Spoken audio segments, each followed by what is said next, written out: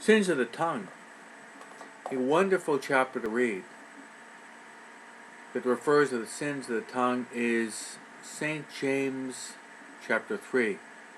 St. James can be found after the letter to the Hebrews and before the letters of St. Peter. The essence of this chapter 3 of St. James is that we have to try to control our tongue. St. James insists that we should be slow to speak and quick to listen. And he goes on to say that the tongue is very difficult to control. He compares it to a spark thrown into a dry field. Spark thrown into a dry field can start an enormous fire. Think about these fires we have in Southern California. They sometimes extend hundreds and hundreds of acres from San Diego County into Riverside, LA, all the way up to Ventura County. Hundreds and hundreds of acres of land, sometimes houses, are burned down. And sometimes it's just a matter of a cigarette butt or a match or something that seems to be very insignificant, which starts this huge fire that does irreparable damage.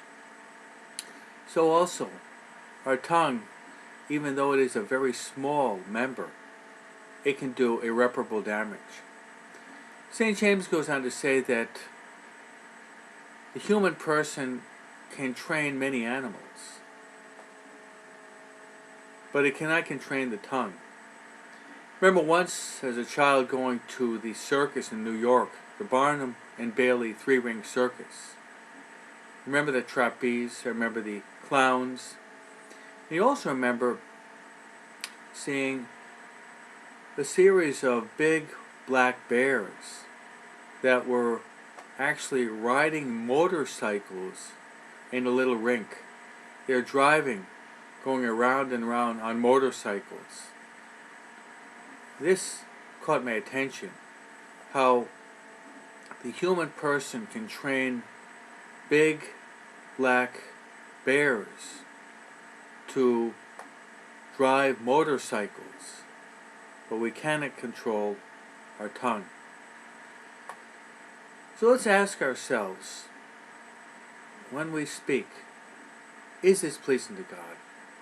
If not, let's try to change our way of speaking. Let's pray for conversion of our hearts, because Jesus says, from the abundance of the heart, the mouth speaks.